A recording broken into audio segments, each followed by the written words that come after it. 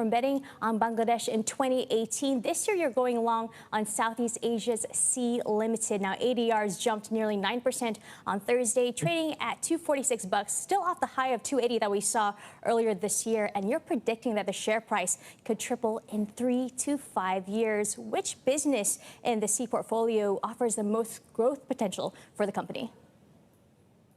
Well, Sea Money, which is their newest venture, probably offers the most growth just because it's starting from an earlier stage. But, the largest value in the next few years will come from their e-commerce business, Shopee. And of course, that's funded by Garena, their gaming business, still to be the most profitable.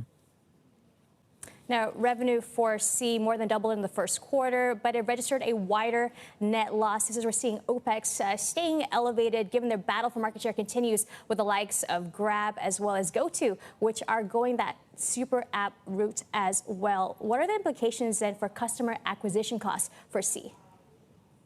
Actually, it's not, their customer acquisition cost in Shopee has not gone up, but they've been spending more in the digital finance business, so in digital banking, really, to get a push on that business. We haven't seen really the competition get stronger, and actually the lead for Shopee, where, most of the losses are today, have been narrowing, and they've done a fantastic job to be able to reduce shipping subsidies. So we see that today, they're in a much better place to fight off any competition. Now, you're projecting that Shopee's take rate could increase to 10 to 11%. What's the pathway to achieving that kind of target? It's really reducing kind of subsidies on shipping. So we're looking at some of the more mature markets. We take a look at Taiwan, for example, where they've cemented their market leadership for many years. And there they're able to reduce subsidies, actually charge their customers for shipping. And that has led to EBITDA margins of 20%. A similar philosophy can follow in other markets. And they're also they're able to add value-added services to their merchants, whether it's financing, insurance. This will also increase their overall take rate for Shopee.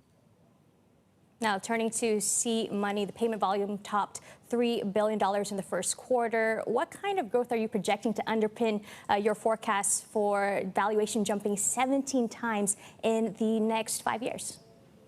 Actually, 17 times is the growth that we see in the next 5 years. Sea Money is coming from a very low base.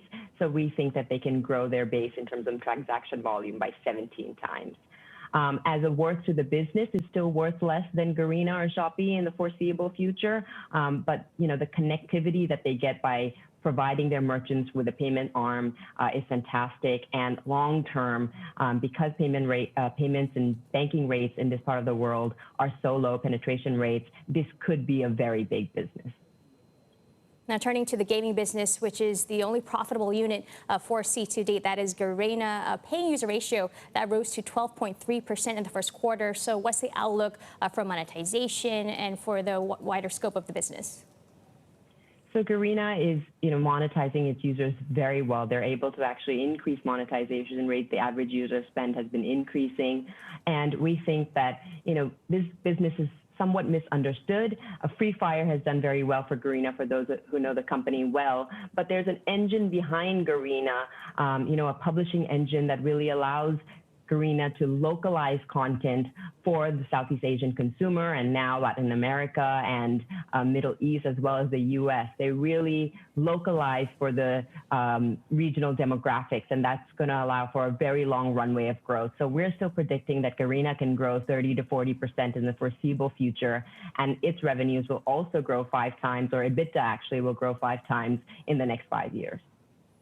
Now, Garena has been the trailblazer for Sea going into markets beyond Southeast Asia, making forays into India as well as Latin America by first establishing a pay user base with the gaming business. How much more of contribution do you anticipate coming from regions outside of home base? So it has, when we think about the target addressable market for Garena, we started modeling in just Southeast Asia, and then there hits, across the region, Latin America first, as you mentioned, India, and also the US is, gaining a lot of ground for them. And we think these markets can be just as large, if not larger. But for now, Southeast Asia is still the main whole, and there's a lot of growth for Southeast Asia for Garena itself. And Rashmi, what cautionary tale, if any, could be drawn from the antitrust crackdown that we're seeing in China? Looking to Indonesia as an example, you have Shopee essentially enjoying a duopoly there with Tokopedia. Yeah, I think that we're still, a different stage of growth in Southeast Asia. So whereas there is, a duopoly type scenario, big market dominance and large market shares by each of these players, the percentage of online or online e-commerce penetration is still very low. So as a total percentage of retail, Shopee and Tokopedia is still not contributing or are competing with many other players and at a different stage than what we're seeing in some other markets, including China. So we're not as worried about regulatory issues here. We think the regulators are very much promoting digital and financial inclusion, and Shopee's platform allows merchants in non-metro areas to really tackle a much larger consumer base and grow their business, as well as bring them into the system by giving them financial and digital inclusion.